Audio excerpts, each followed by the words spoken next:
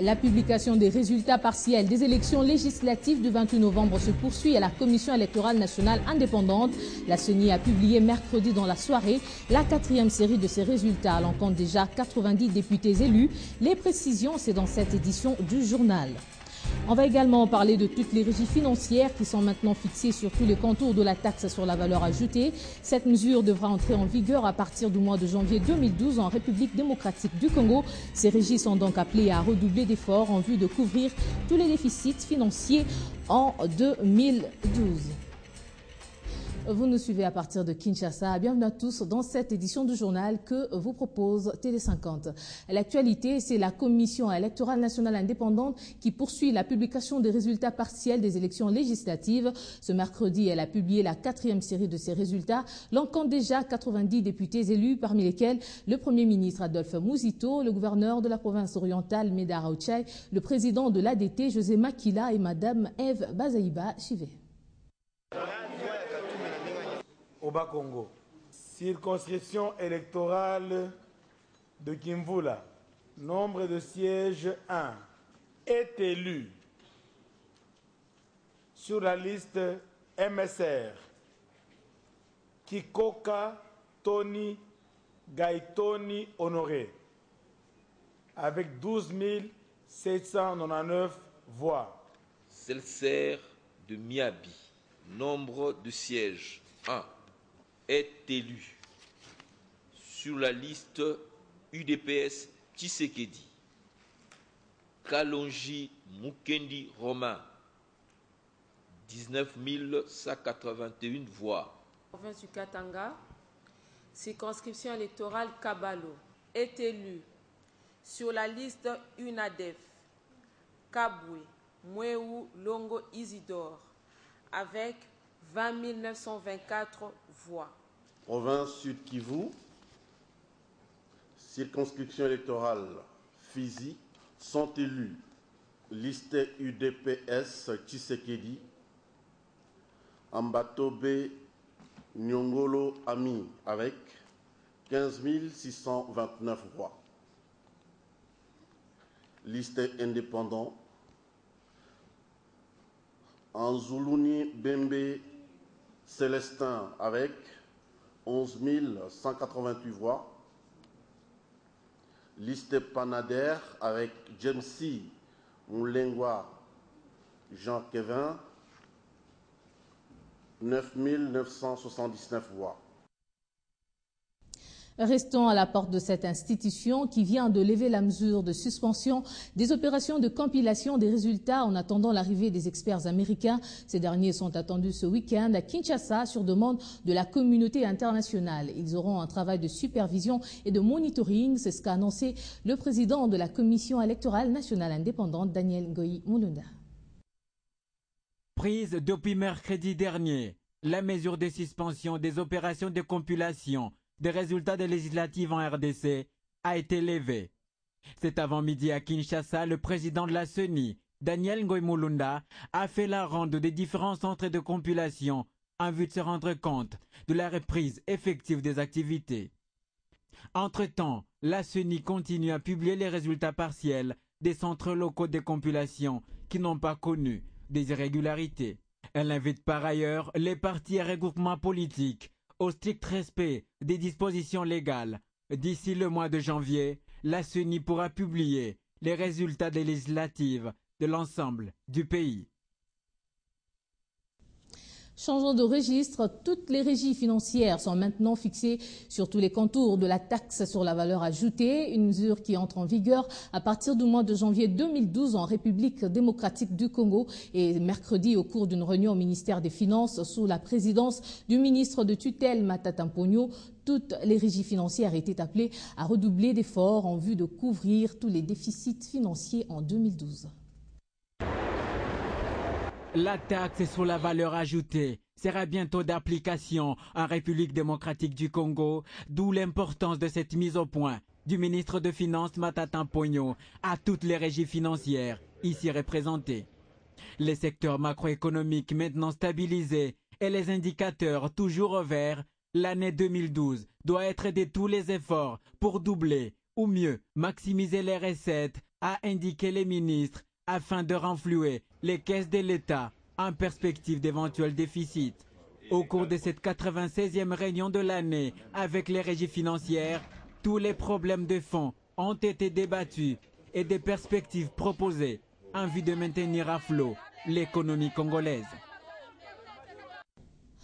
La décision de la police nationale congolaise consistant à tester le degré d'alcoolisme chez les conducteurs de véhicules à Kinshasa et en province est divertissement interprété par les concernés et la population de la capitale. Leur réaction dans cet élément de Fabien Lumbala. Ces réactions font suite à la déclaration du commissaire général de la police nationale congolaise qui appelle les agents de la police à exercer une sanction sévère auprès des conducteurs en état d'ivresse.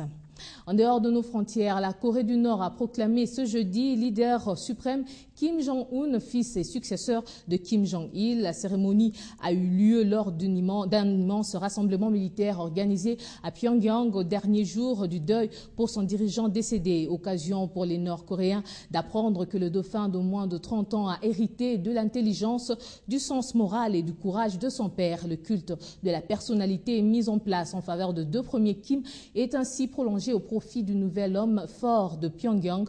La période de deuil est désormais terminée.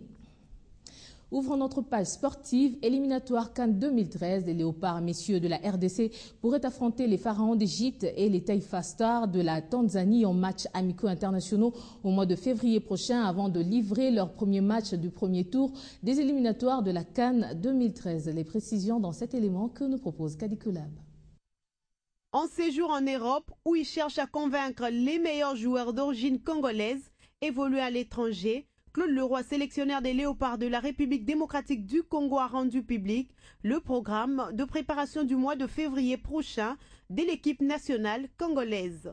Après les stages d'Oman fixés pour le début du mois de janvier prochain, les Léopards de la RDC effectueront une préparation à Zanzibar du 18 au 24 février prochain, où ils vont jouer un match amical international contre l'équipe nationale de la Tanzanie avant de disputer quelques jours après leur match aller des éliminatoires de la Coupe d'Afrique de Nations 2013 contre le vainqueur du match Seychelles-Swaziland.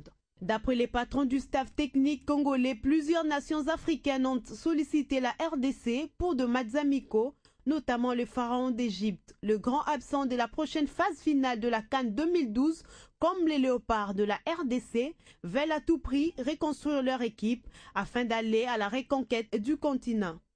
Absente pour la troisième fois consécutive de la phase finale de la CAN, la RDC est en train de reconstruire une équipe compétitive en vue d'atteindre la mission qui a été confiée au Français Claude Leroy, celle de qualifier la RDC à la phase finale de la Coupe du Monde Brésil 2014.